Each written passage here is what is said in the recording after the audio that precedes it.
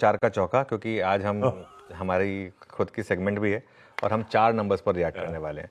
तो शुरुआत करते हैं फिर चार का चौका की। सबसे पहले बात करते हैं रिलायंस की। और इसमें सबसे पहले हम बात करेंगे कैसा रहा रिलायंस। रिलायंस ने देखिए अच्छे नंबर्स पेश किए, O2C और रिटेल इसने अच्छा परफॉर्मेंस दिया, और टेलीकॉम और ऑयल एंड गैस ये उम्मीद के मुताबिक रहा। और कंसोलिडेटेड रेवेन्यू 6.6% बढ़ा है आशीष। कंसोलिडेटेड EBITDA 8% बढ़ा है यहाँ पर। कंसोलिडेटेड मार्जिन 18.3% पर आए हैं वर्सेस 18.1%। मुनाफा 7% बढ़ा है। यतिन का पोल एक्सपेक्ट कर रहा था कि मुनाफा गिरेगा, और अच्छा खासा बढ़ा है, ऐसा भी नहीं है कि छोटा मोटा बढ़ा है। 7% कंसोलिडेटेड मुनाफा बढ़ा है यहाँ पर, 18,540 करोड़ पर आया है वर्सेस 17,265 करोड़ सा, और 7.4% बढ़कर ये लिखिए इसमें। रिलायंस के मामले में देखिए नतीजे भी अच्छे हैं और पोजीशनिंग भी कोई बहुत ज़्यादा हैवी नहीं है। थोड़ा सा चला है स्टॉक लोअर लेवल से, कल डे हाई पर बंद हुआ है।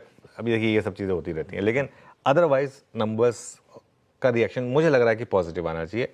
एक बार फिर डिस्क्लेमर प्ले कर देते हैं, लेकिन देखिए अब at the end of the day bigger stock है तो उसको हमें डिस्कस तो करना पड़ेगा उसके नंबर्स। अब बात करते हैं हम इन्फोसिस की। अच्छा, इन्फोसिस के केस में हमारे पास एक एडवांटेज होती है।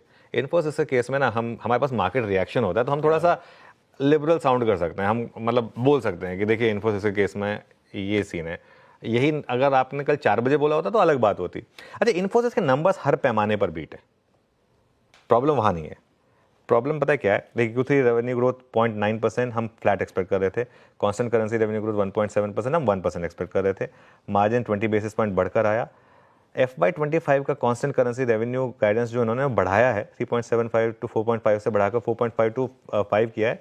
मार्जिन गाइडेंस उन्होंने सेम रखा है, लेकिन उन्होंने कहा कि अमेरिका में ना BFSI सेगमेंट में डिस्क्रिशनरी डिमांड बढ़ी है। ये इनकी स्टेटमेंट थी। मेरे ख्याल से इस स्टेटमेंट को मार्केट ने थोड़ा नेगेटिवली लिया है।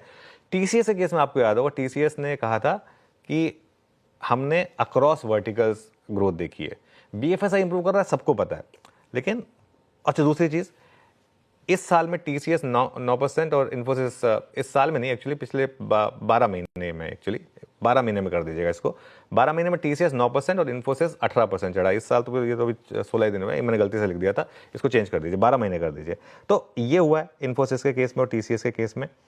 और अगर आप इसकी इम्प्लाइड रेवेन्यू ग्रोथ देखें Q4 की इस गाइडेंस के हिसाब से, तो भी वो माइनस है, -2 टू -0.5%।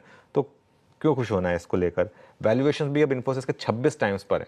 26 टाइम्स पर जगह नहीं है इन्फोसिस के केस में। हाँ, लेकिन और इनकी कमेंट्री भी उतनी बुलिश नहीं है जितनी TCS की थी। लेकिन एक चीज़ मैं जरूर कहूँगा, आज अगर ये ADR वाला परफॉर्मेंस मिरर करेगा, 5-6% नीचे खुलेगा, तो कुछ लोग बाय जरूर करेंगे।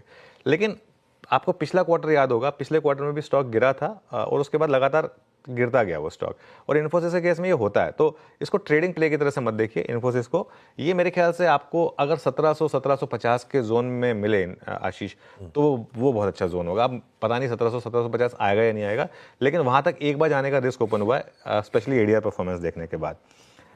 अब आइए एक्सिस बैंक पर। एक्सिस बैंक के केस में प्रॉफिट 6071 करोड़ से बढ़कर 6304 पर, NII 12,532 करोड़ से बढ़कर 13,606 करोड़ पर। आप कह सकते हैं कि अनुमान से कम थे। ग्रॉस NPA थोड़ा बढ़ा है, 1.44 से 1.46। नेट NPA भी 0.34 से बढ़कर थोड़ा सा 0.35 पर आया है। प्रोविजनिंग घटी है यहाँ पर। NIM नेट इंटरेस्ट मार्जिन 4% से घटकर 3.93% पर आया है, जो कि 10 क्वार्टर लो पर है NIM।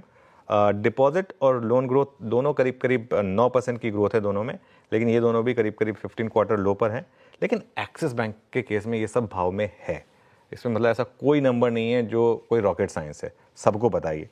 तो इसमें इस लेवल पर मुझे नहीं लगता नेगेटिव होने में कोई सेंस है। अगर गैप डाउन हो तो शॉर्ट बिल्कुल मत करिए। पहली बार आपको लॉन्ग नहीं करना, वो आपकी मर्जी है, लेकिन शॉर्ट बिल्कुल मत करिए इन लेवल्स पर। फाइनली हैवेल्स, और हैवेल्स में मैं थोड़ा सा ना, जैसे मैं कह रहा हूँ, थोड़ा सा कंफ्यूज हूँ। मैंने 4-5 लोगों से बात की, मार्जिन में मिस है, बिल्कुल मिस है। 9.8% से घटकर 8.7% पर आया है। लेकिन एक होता है पोल, एक होता है विस्पर नंबर जो स्ट्रीट में घूमता है।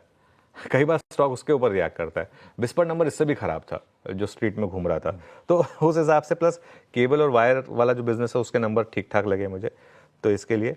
लेकिन स्टॉक हो सकता है यहाँ से ज़्यादा ना गिरे। यहाँ से एक बार के लिए मुझे लगता है कि हो सकता है लोअर लेवल से 5 से 10% की रैली भी हो सकती है हैवेल्स के केस में। तो ये थोड़ा सा डिटेल एनालिसिस इन चारों नंबर्स का। बहुत